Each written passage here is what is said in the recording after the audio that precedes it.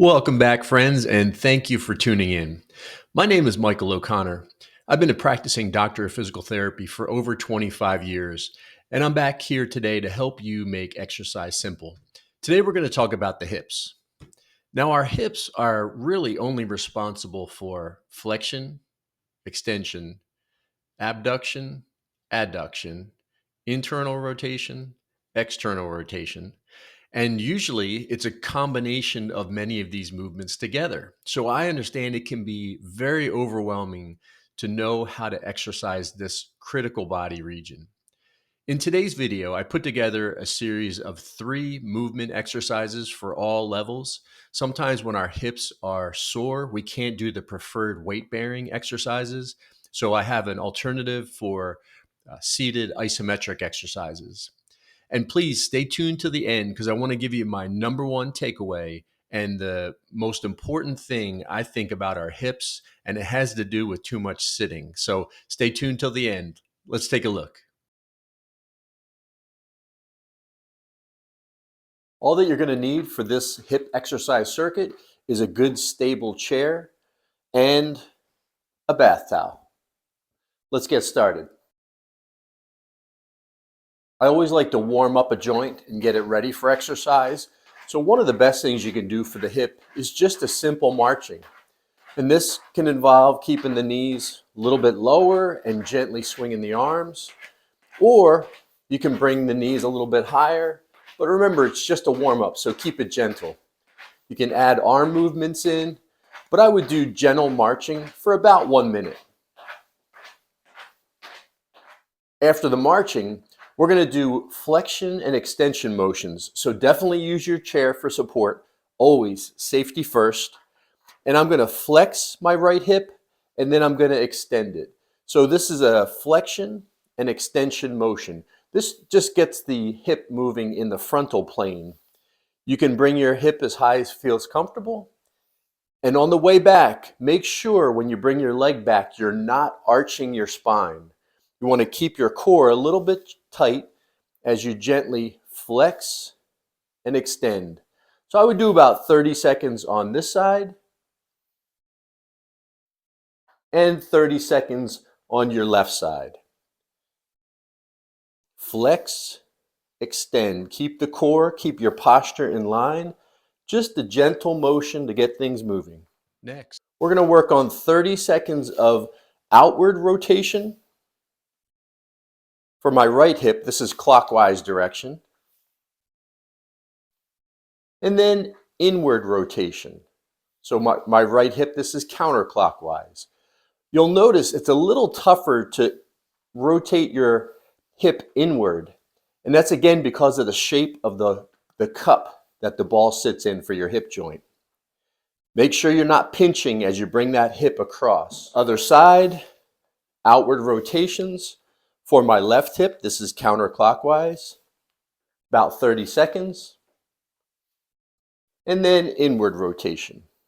Notice as I'm rotating my hip, I don't lean back and I'm not losing my core stability, trying to keep my posture nice and pure.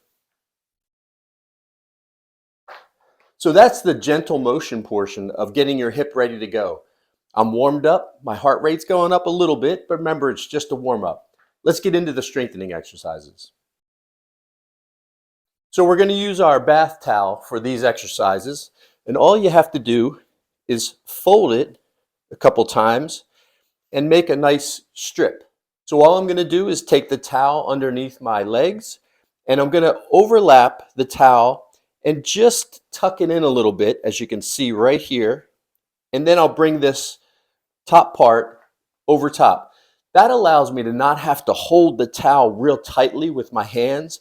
If I were to do isometrics like this is a lot of stress on my shoulders and my upper body.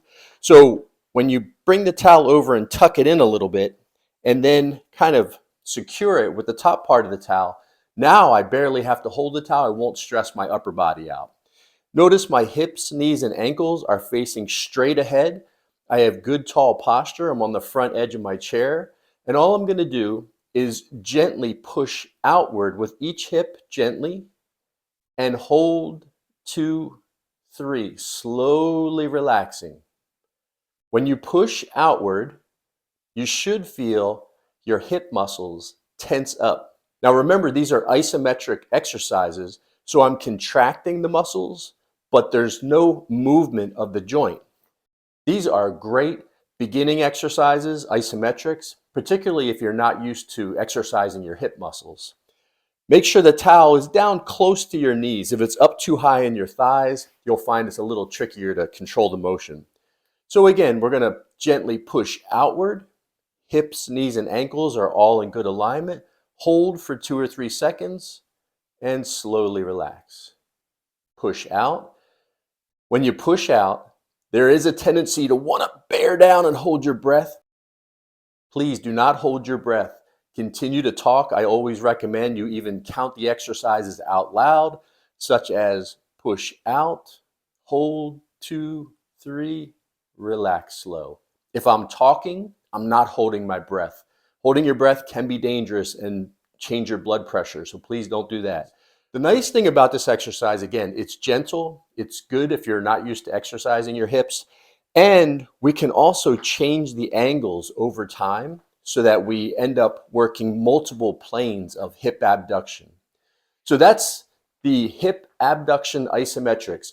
We're looking to go for about 2 sets of 5 to 8 reps if you're just beginning, working up to 2 to 3 sets of 12 to 15 repetitions. Those will really exhaust your hip muscles. So do them gently and you'll find the benefits in this exercise.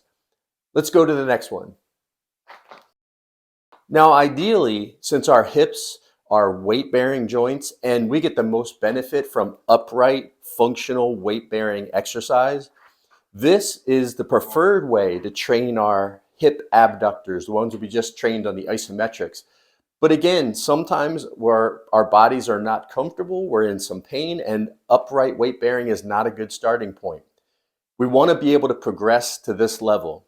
So this is hip abduction. I'll talk you through this. I'm going to be standing on my left leg.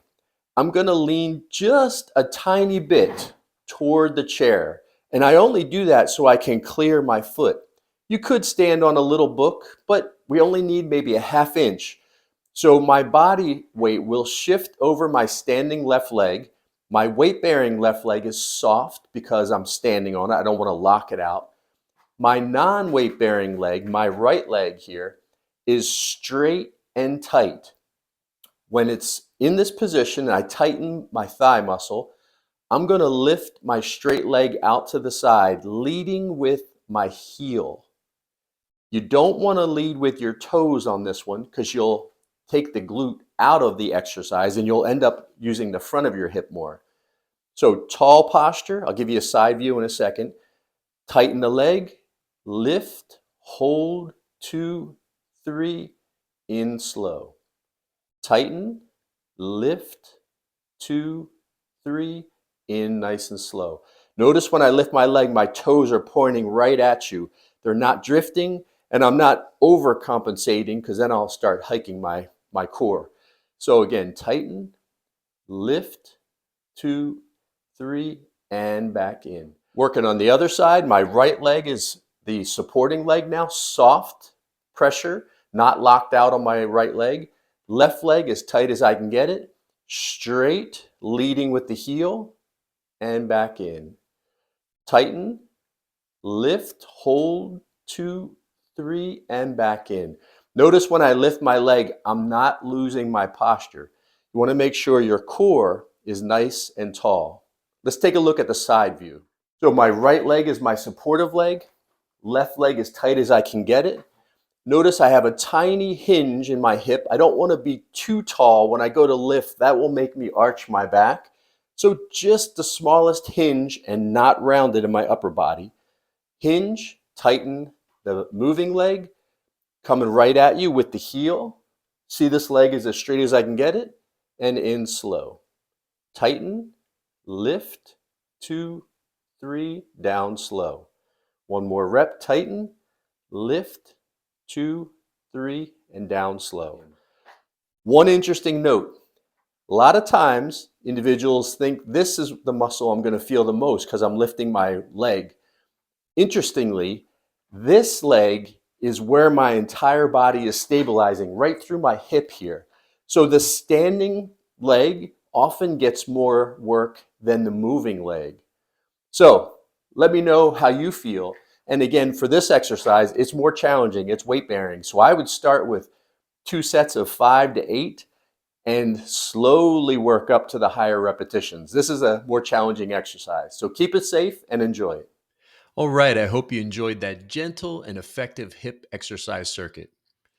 The number one takeaway I wanted to leave with you today is that our lives are spent in way too much hip flexion. When we're sitting or driving or eating, even sleeping, our hips are in that bent angle, that right angle. We want to make sure we are consciously taking our hips into extension and lengthening those hip flexor muscles. This can be done by simply working on a computer and making sure your leg drops gently to the floor. That'll give you a hip extension gentle stretch. Or you can go into some other stretches like the quadriceps stretch, which I've reviewed in some other videos. Specifically, the hip flexor stretch in the standing position can really lengthen that muscle group and relieve a lot of back issues. So take a look at those videos if you're not sure how to stretch the front side of your hip. Please let me know how you're enjoying these videos. I'm curious as to whether most of you felt more work in your moving leg during the hip abduction exercise or your standing leg that was stabilizing your body. Leave some comments below. Let me know. Also, please subscribe to the channel, hit the like button, and stay tuned for some more upcoming videos. We'll see you soon.